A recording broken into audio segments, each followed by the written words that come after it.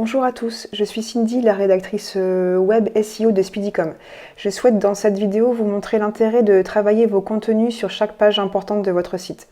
On parle beaucoup de SEO lorsqu'on a un site sur internet parce que c'est une technique de référencement naturel super efficace lorsqu'elle est réalisée correctement.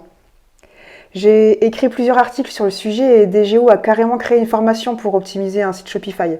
Il vous explique comment utiliser toutes les optimisations poussées qu'il a lui-même développées sur Speedfly.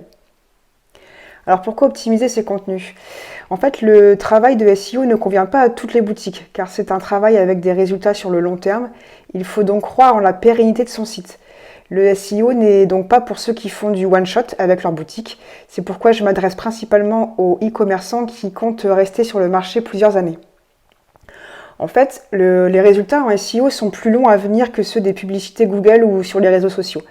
Une fois vos contenus optimisés en ligne, il faut laisser du temps aux moteurs de recherche pour les indexer et leur attribuer une position en fonction des requêtes de vos internautes. Alors selon la concurrence et la difficulté des mots-clés, cela peut prendre de quelques semaines à plusieurs mois. Alors pas de panique, si vous n'obtenez pas de résultats dans les jours qui suivent, c'est tout à fait normal. Il faut savoir, ou vous vous en êtes déjà rendu compte, que le travail en SEO est assez chronophage. Pour se motiver, dites-vous que c'est une surcharge de travail et un investissement sur le long terme. Je m'explique. Le SEO, c'est un peu comme l'achat immobilier en fait. Il faut attendre longtemps pour récolter des bénéfices. Par contre, après quelques mois d'attente, vous pouvez profiter d'un positionnement durable et stable sur Google. Parce qu'en fait, les annonces en ligne vous amènent un trafic instantané. Et encore, avec Facebook, c'est pas toujours facile. Mais en fait, l'effet est artificiel, car ça apporte un boost de trafic tant que vous payez. Mais quand le budget est épuisé, vous disparaissez des résultats de recherche. Alors que le SEO, lui, il continue de ramener des visiteurs sur votre site. Alors, où faire du SEO sur votre site? Donc en fait, sur un site e-commerce, il y a plusieurs pages à optimiser si vous voulez être visible sur Internet. On va prendre exemple sur le site d'optimisation Speedfly créé par Coren. Donc on arrive là sur sa page d'accueil. Donc effectivement, là sur cette page, il faut trouver les mots-clés concernant vos produits, votre thématique et les besoins de votre audience. Donc elles se retrouvent dans les titres du carrousel. Elles sont dispersées dans chaque paragraphe de la page également.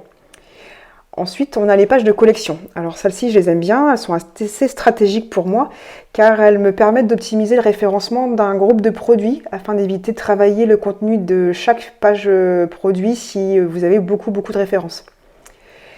Les pages de produits, vous pouvez également les travailler, bien sûr. Il faut savoir qu'un texte optimisé doit comprendre environ 300 mots pour être indexé par Google. Donc, tâchez de mettre un titre, effectivement, mais aussi des sous-titres et quelques paragraphes pour contenir les 300 mots. Il y a aussi la page à propos, on n'y pense pas toujours, vous pouvez aussi l'appeler la page Qui sommes-nous, comme vous voulez. Elle permet de rassurer votre audience avec un point de vue plus personnel où vous pouvez parler de vous, votre histoire, les coulisses de votre activité. Elle est l'occasion d'insérer aussi du coup de nouveaux mots-clés. Enfin, il y a les articles de blog. Donc là, l'idée, c'est de rédiger une série de sujets qui répondent aux questions et besoins des clients pour l'intérêt de vos produits et même des sujets d'actualité autour de votre thématique pour faire connaître votre site aux internautes et faire valoir votre expertise tout en gagnant une notoriété pour attirer un trafic de potentiels acheteurs sur vos pages et donc sur vos produits. Alors si on a des facilités à l'écrit, cela peut sembler facile du coup de rédiger des textes sur son site, mais réaliser des contenus SEO de qualité demande pas mal d'expérience et de temps de recherche avant de la phase rédactionnelle. Car pour avoir des contenus optimisés, il faut d'abord qu'ils soient lus par votre audience. Car un article de blog qui ne se lit pas ne sert à rien, et s'il n'intéresse personne, il n'intéresse pas non plus Google. Alors la rédaction SEO, elle commence par une longue phase de recherche de mots-clés de type longue traîne afin de ressortir dans les résultats de recherche très précis et ciblés. Par exemple, vous pouvez chercher les questions ou des expressions qu'emploient vos clients pour désigner un produit ou un besoin. Cela demande bien sûr d'étudier les attentes de vos clients pour analyser leurs retours dans leurs commentaires par exemple, voire aller chercher dans les forums dédiés à votre thématique ou piocher dans vos mails de réclamation aussi, pourquoi pas. Ensuite, il faut les ajouter dans vos textes et référencer un mot-clé principal par page afin d'être bien spécifique. En plus, il faut s'imprégner de l'univers sémantique de chaque sujet à traiter en définissant une liste de mots-clés connexes avec un même champ lexical. Une fois toutes ces infos, on peut du coup raconter une histoire sur votre parcours dans une page Qui sommes-nous brandée et personnalisée, tenter de séduire et convaincre votre prospect lorsqu'il hésite à commander un de vos produits, mettre en avant votre expertise et vous différencier de vos concurrents avec des articles de blog. Alors si les pages principales de votre site répondent aux critères SEO exigés au référencement naturel, il faut ensuite travailler tout le concours sémantique de votre site ou de votre blog. Le but, c'est de montrer à Google tous vos domaines d'expertise en fait. Donc la méthode consiste à créer une arborescence fondée sur l'intention de recherche de l'internaute, ce qui permet de lier les pages entre elles de manière à faire remonter les pages cibles.